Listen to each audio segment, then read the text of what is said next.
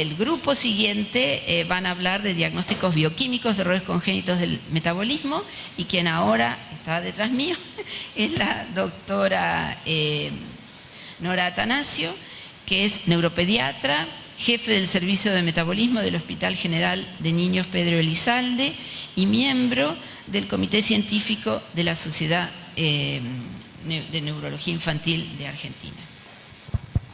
Gracias. ¿Cómo pasa?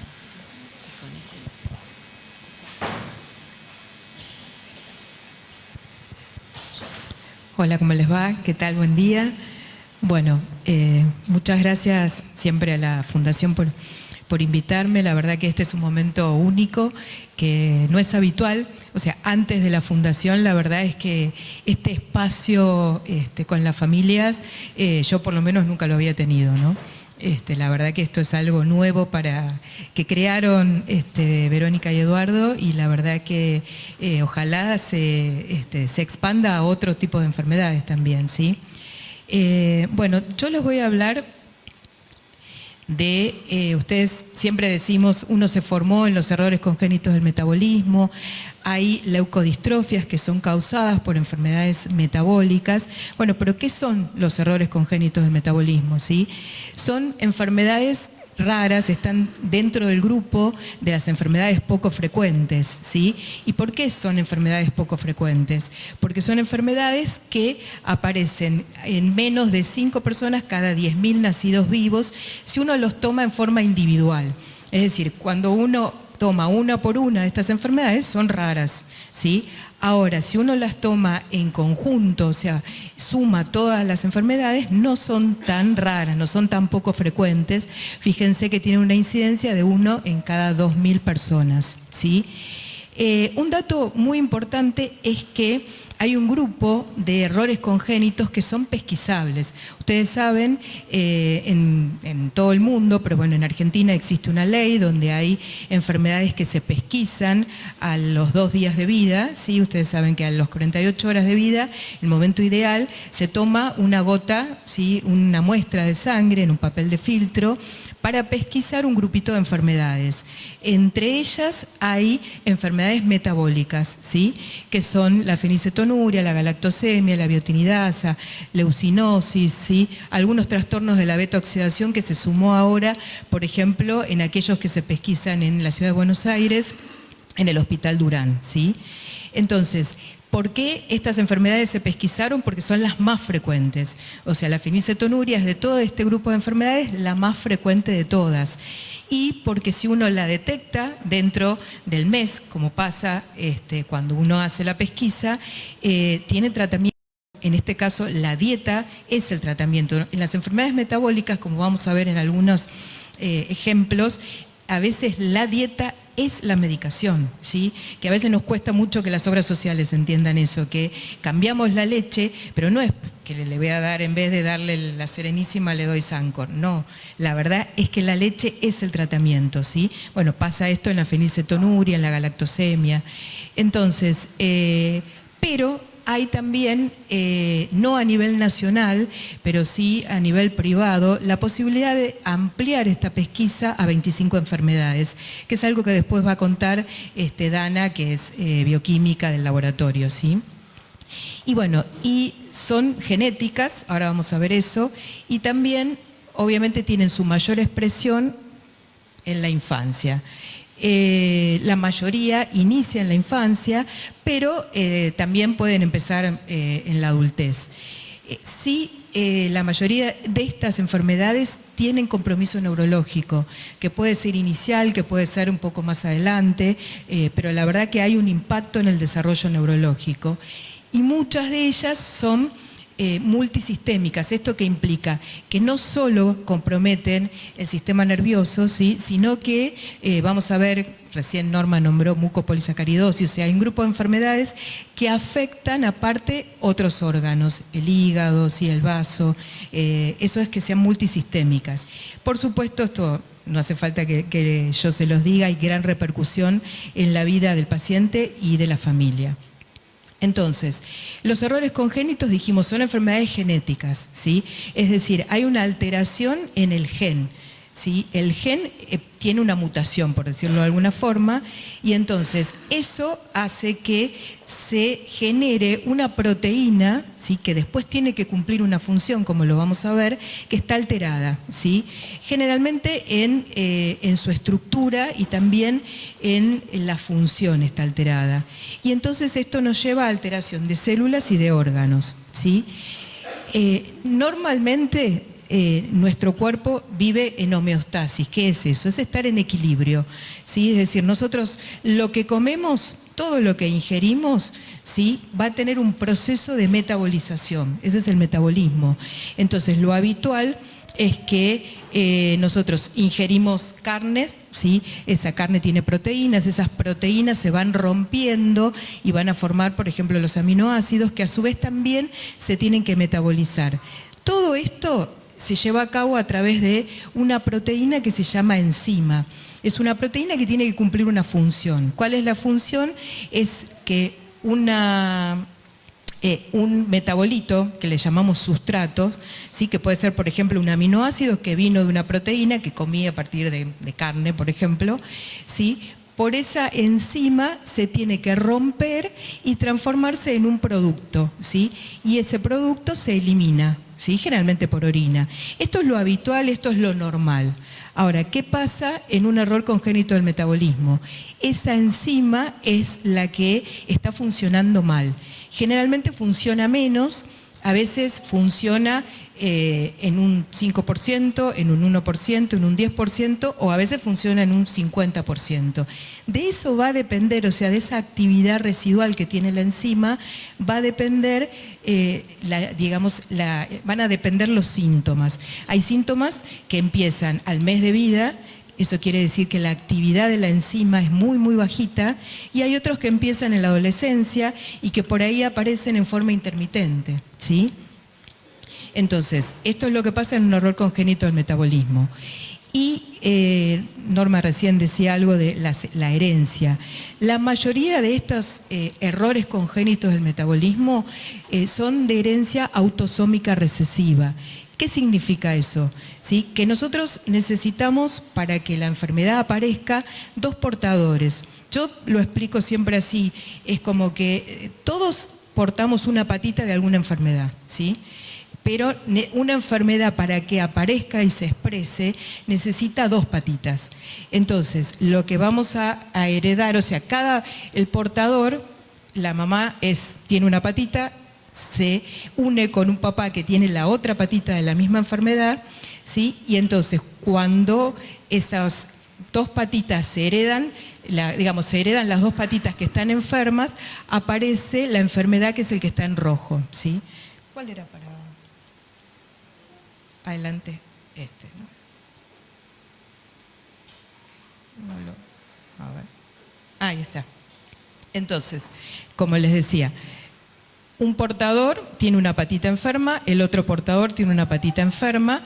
Cuando un hijo recibe esas dos patitas enfermas, aparece la enfermedad, ¿sí? Es 1 de cada 4.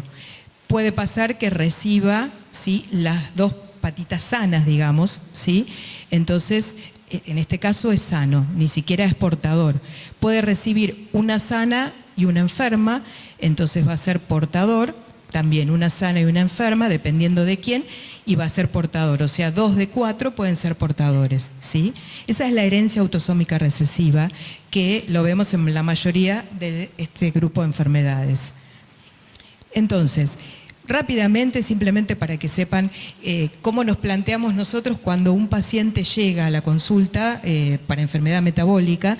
Uno, como en todo, siempre hacemos como un diagnóstico sindromático. Decimos, bueno, ¿dónde estoy parado? Estoy en un grupo, en el grupo de las enfermedades. Me cuesta acá, a ver, ahí. De pequeñas moléculas, ¿sí? Esto es una clasificación académica, pero que nos sirve mucho en el día a día, ¿sí? O sea, nosotros dividimos a las enfermedades metabólicas en 3 grupitos. El de las pequeñas moléculas, que son estas pesquisables que yo les conté recién, como la fenilcetonuria, ¿sí? La de la producción de energía, que tiene que ver con esto de las enfermedades mitocondriales, que nombró Norma antes, que algo les voy a contar muy rápidamente. Y el de las moléculas complejas, que son el grupo que más se vincula con las leucodistrofias, ¿sí? Entonces, rápidamente les cuento esto. El de las pequeñas moléculas, ¿sí?, es el grupo de esto que les decía antes, de las proteínas, ¿sí?, de los metales. ¿Qué es lo importante de este grupo? Que son aquellas que van a tener una descompensación. Es decir, son los chicos que nacen bien, ¿sí?, y por ahí a los 15 días, al mes, empiezan con los síntomas. Por ejemplo, en la fenilcetonuria empiezan a tomar la leche, ¿sí?, no pueden metabolizar la fenilalanina de la leche y entonces aparecen los síntomas. ¿Por qué? Porque esa enzima que yo les mostré antes, que normalmente tiene que romper esa fenilalanina, no está. ¿Sí? Entonces, esa fenilalanina se empieza a acumular, se acumula y es tóxica para el organismo. Eso es lo característico de este grupo, ¿sí?, que son generalmente rápidamente, o sea, se producen más que nada por intoxicación por acumulación y están vinculados a la alimentación, cosa que no va a pasar generalmente en este grupo. Este es el grupo de las enfermedades complejas, donde están la mayoría de las leucodistrofias, ¿sí?, como el grupo de las enfermedades lisosomales, donde vamos a tener a la leucodistrofia metacromática, y las peroxisomales, donde está el grupo de las adrenoleucodistrofia ligada al X. Este es un grupo de enfermedades donde la progresión es más lenta, ¿sí? No está vinculado con la alimentación. Es muy raro que haya una descompensación porque alguien comió carne, en este caso, cosa que sí puede pasar en este grupito, ¿sí? Y después el grupo de las enfermedades del metabolismo energético, que están básicamente vinculadas con la mitocondria. Ustedes saben que la mitocondria es la organela que tenemos dentro de la célula, que es la usina del organismo. O sea, toda la energía que produce el cuerpo viene de ahí. Por eso entonces, en las enfermedades mitocondriales, lo que vamos a ver es como una falta de energía general, le falta nafta al cuerpo. Entonces se compromete el músculo, todos aquellos órganos que requieren mucha energía, ¿sí? Así que son multisistémicas, son chicos que no crecen, que son flaquitos, que tienen compromiso de músculo general, compromiso cardiológico, ¿sí? Entonces, y acá viene esto que por ahí a veces no es fácil de comprender. ¿Por qué algunas leucodistrofias yo puedo hacer un diagnóstico bioquímico? O sea, le tomo una muestra de sangre y analizo algunas sustancias y puedo hacer diagnóstico. Y hay otras en las que no, en donde hay que recurrir al estudio molecular, que acá ustedes ya lo saben, muchos lo saben.